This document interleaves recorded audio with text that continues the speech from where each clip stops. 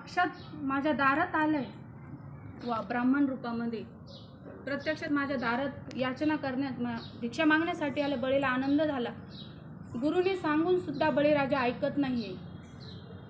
बळीराजाने लगेच पाण्याने भरलेली झारी आणि भगवान विष्णू म्हटले असं नाही, दान दे म्हणजे संकल्प सोड म्हणे। तर मग पाण्याने भरलेली झारी घेतली, झारी घेतले आणि उदक पाणी सोडणार ते उदक बाहेर येत नाही म्हणून शुक्राचार्यांनी काय केलं, सूक्ष्म रूप धारण केलं, त्या झारीच्या तोंडात जाऊन बसले।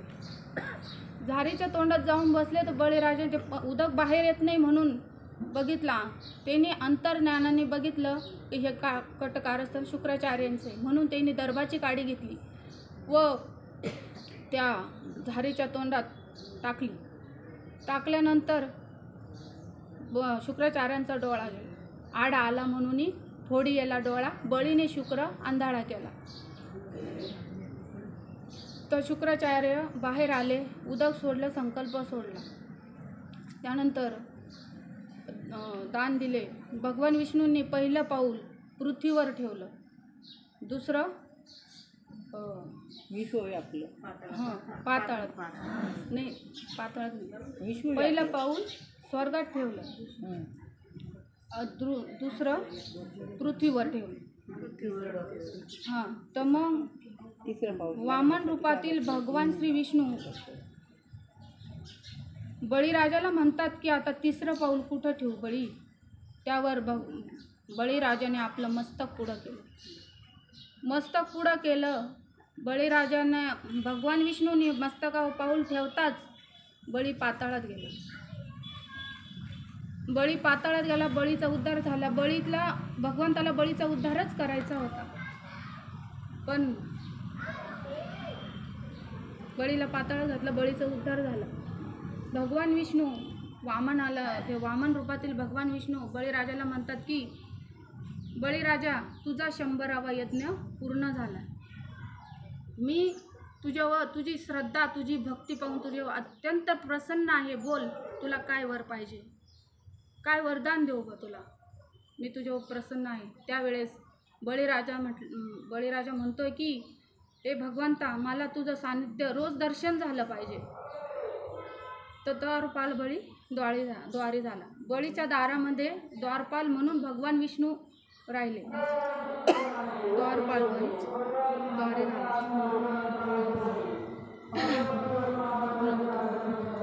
संत महात्म्यांचा विचार केला तर त्यांच्या ठिकाणी किती दया होती। आमचे शांतीब्रह्म एकनाथ महाराज, किती दया होती त्यांची, किती शांती होती त्यांच्या अंगामध्ये। ज्या वेळेस गोदावरी तीरावर स्नान करण्यासाठी गेलेले असताना एकनाथ महाराज स्नान करून वरती येत असताना एक यवन त्यांच्या अंगावरती थुंकलं। नाथ महाराज पुन्हा जातात, पुन्हा स्नान करून पुन्हा वरती येतात, पुन्हा त्यांना यवन त्यांच्या अंगावर थुंकतो। पुन्हा नाथ महाराज पुन्हा आंघोळीला जातात, पुन्हा येतात, पुन्हा यवन थुंकतो। असं करता करता एकदा नाही, दोनदा नाही, तीनदा नाही, 108 वेळेस तो यवन अंगावरती थुंकला।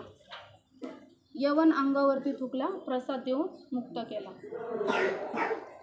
तर 108 वेळेस ज्या वेळेस नाथराय स्नान करून वरती येत असताना तो यवन पळतच आला आणि त्यांनी नाथरायांचे पाय पकडले व ढसा रडवायला त्याच्या अश्रूंनी अभिषेक केला महाराज नाथरायांचा, की महाराज माझा उद्धार केला, मला क्षमा करा, मी चुकलो, मला क्षमा करा।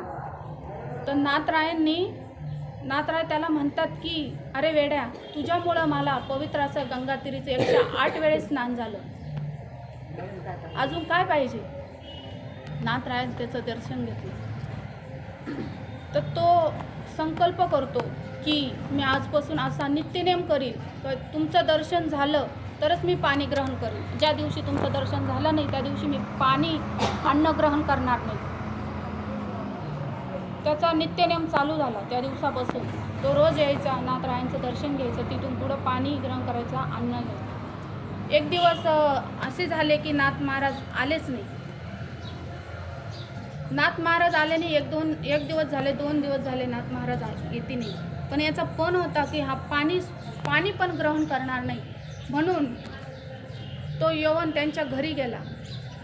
त्यांच्या घरी गेला असताना नाथ महाराजांना म्हणतात की तिथं जाऊन रडू लागला, महाराज तुम्हाला तर माहिती होतं, माझं पण होता की मी तुमचं दर्शन घेतल्याशिवाय मी पाणी देखील ग्रहण करणार नाही, तर तुम्ही का आले नाही, तुम्ही का दर्शन दिलं नाही महाराज. त्यावेळेस नाथ महाराज म्हणतात की माझा संदेह गेला म्हणे. तुम्ही का संध्या करण्याकरता आले नाही, तर माझा संदेह गेला म्हणे. आता मी कशी करू संध्या, झाली संध्या, संदेह माझा गेला. आता संध्या मी कशी करू, केव्हा माझा संदेहच राहिला नाही तर मी कशी संध्या करू म्हणे. इतके महाराज त्याला शिष्य करून घेतलं त्या यवनाला. म्हणजे तो त्याची शांती भंग करण्यासाठी गेला असताना नाथरायांनी त्याला शिष्य करून घेतलं. म्हणजे इतकी दया नाथ. नवे याही पुढे जाऊन सांगायचे झाले तर आमचे तुकोबाराय बंबाजी स्वामींनी त्यांना काठीनं मारलेलं असताना फार रक्त पडेपर्यंत त्यांना बंबाजी बुवांनी काठीने मारले. तरीसुद्धा ज्या वेळेस कीर्तन चालू झाले बंबाजी बुवा दिसले नाही, तर तुकोबाराय त्यांना बोलावण्यासाठी गेले. इतकी दया. म्हणजे तसं आपण असतं तर आपण गेलं असतं का. मग ते दुपारीच इतकं मारलं तरी तुकोबाराय गेले. बंबाजी बुवा आवाज देत आहे का घरामध्ये. बंबाजी बुवांनी जेव्हा तुकोबारायांना बघितलं तर ते आश्चर्यचकित झाले. ते मनात विचार करू लागले की बाबा मी दुपारीच इतकं मारलं यांना, हे तरी मला बोलवायला आलं. इतकी दया त्यांच्या तुकोबाराय संतांच्या अंगी, इतकी दया. तुकाराम म्हणताय बंबाजी बुवा चला ना, अहो तुम्ही जर आले नाही ना कीर्तनाला, मला कीर्तनच करता येणार नाही हो, त्यासाठी चला ना तुम्ही या ना, चला कीर्तनाला, याचना करताय, विनवणी करताय.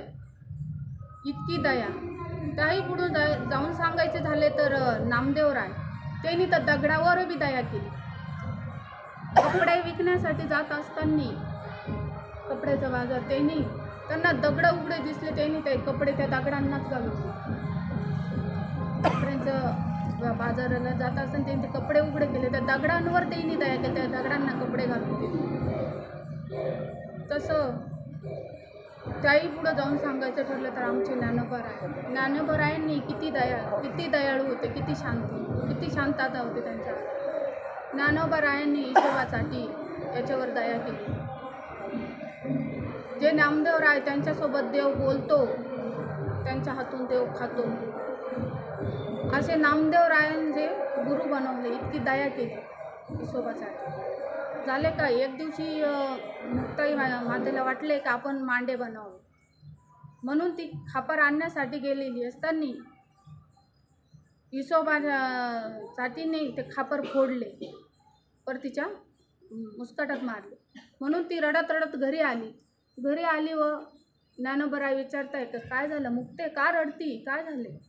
त्यावेळेस मुक्ताई म्हणतात की दादा अरे मांडे करावेसे वाटले रे, पण विसोबा काकांनी खापर फोडल्यावर माझ्या गालात मारले, आता मी कशी करू मांडे.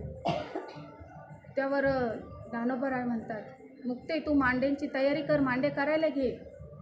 अरे दादा पण कसे करणार. म्हणून ज्ञानोबाराय सांगतात की तू तयारी करायला घे. ज्ञानोबाराय ओन्मय झाले. योग सामर्थ्याने पाठ तापवली. जठराग्नी प्रगट केला. पाठ तापवली. मुक्ताई मातेने मांडे करायला घेतले. तर त्या मांड्यांचा इतका सुगंध, इतका वास असा पसरला होता. तेव्हा विसोबाच्या आजीला वाटले की आपण तर खापर फोडलं, हे काय करताय नेमकं, जाऊन तरी बघावं. म्हणून ते आले त्यांच्या दाराजवळ, खाटीतून बघताय तर ते मांडे चालू असताना त्यांनी बघितलं तर त्यांचं मन एकदम खचित झालं. ते तिथंच खाली बसले. तिथं खाली बसलेले असताना त्यांचे मांडे झाले, स्वयंपाक झाला, जेवण झाले, पत्तरवाळ्या बाहेर फेकल्या. बाहेर टाकल्यानंतर त्या पत्तरवाळ्यावरची ते शिद तो विसोबा खात होता. त्यावेळेस ज्ञानोबारायांनी बघितलं ज्ञानोबाराय म्हणतात हट खेचरा, तेव्हापासून खेचर असं नाव पडलं. खेचर नाव पडलं. बळीराजाचं सांगायचं ठरलं तर बळीराजा, आपण शेतकऱ्यांना बी बळीराजा म्हणतो. पहिले शेतकऱ्यांना म्हणजे बळीचं राज्य होतं. आत्ता नसेल कदाचित, पण पहिले बळीचं राज्य होतं. तसं आपण दिवाळीच्या वेळेस ओवळतो भावाला, त्यावेळेस पण आपण म्हणतो इडापिडा जाऊ दे, बळीचं राज्य येऊ दे. असे आजच्या पावन ठिकाण, आज पर्वणी वामन जयंती. हिशोबा गुरु झाले. इतकी दयाचे भांडवल संता, जेत जेत संपत्ती आणि दया, दोन्ही वस्ती आली ठाया. म्हणजे इतकी दया, संतांच्या अंगी इतकी दया की भगवान सांगतात की ज्या ज्या ठिकाणी संपत्ती आणि दया यांचे वास्तव्य आहे ना, त्या ठिकाणी माझा अंश आहे, अर्जुनाला सांगतात. तर बळीराजा दानशूर होता, दयाळू होता. भगवान त्याच्या दारात द्वारपाक होऊन झाले, इतकी दया होती.